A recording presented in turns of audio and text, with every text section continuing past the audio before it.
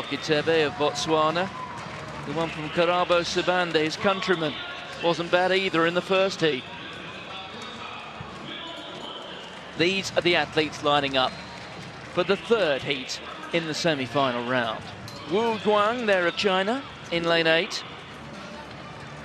And outside him, the Briton Cameron Chalmers, the young man from Guernsey, a student in Bath.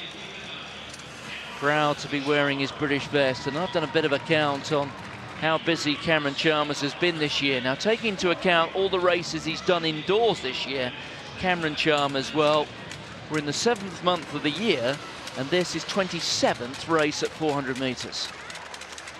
So here is the full lineup. In 2, Salomon Croatia in 3, Banfield Canada in 4, Geoffrey Kiprotich, who was actually the fastest qualifier from the first round heats. He ran 46.23 in yesterday's first round, although the level's just been cranked up a little bit, to say the least, in these semi-finals. Kiprotich in 5. Taylor, another heat winner of Jamaica, in 6. Just 16, the World Youth Champion. Wilbert London III, cracking name, the American, in lane 7.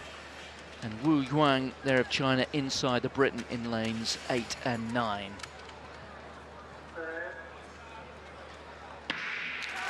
So just the first 2 guaranteed of a spot in the final at the moment. Banfield of Canada has gone off in a very committed fashion there in lane 3. Starting to hunt down Kiprotich, the American Wilbert London. Well, he may well have seen his countryman in the first heat, Kamari Montgomery, who almost fell out of the blocks and coasted through the first 200. London the third, making no such mistake. Well, he's London the third, but he's pretty intent on being London the first, I think, in this final semi-final. He comes into the straight with a 3-metre lead on Kiprotich. London of the United States, Kiprotich rocking and rolling, coming through there. He might even snatch the lead. Indeed he does. Kiprotich 1, London the third 2, if you know what I mean. And they are the qualifiers from this particular heat. Very straightforward in the end for both the Kenyan and the American.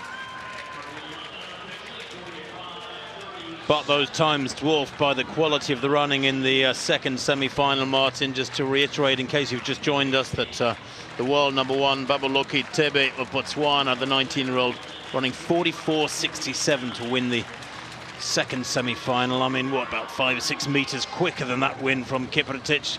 Good though the run is, 45.38, a fabulous new personal best.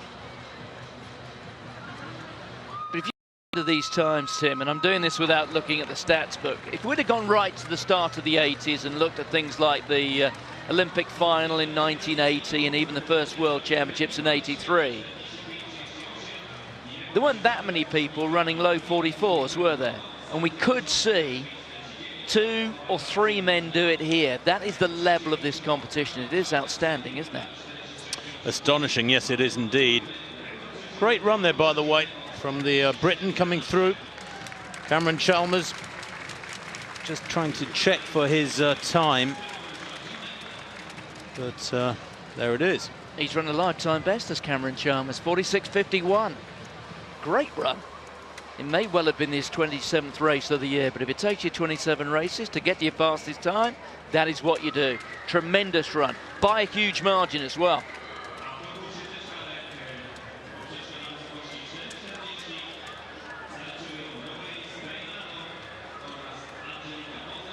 And unofficially, I can confirm that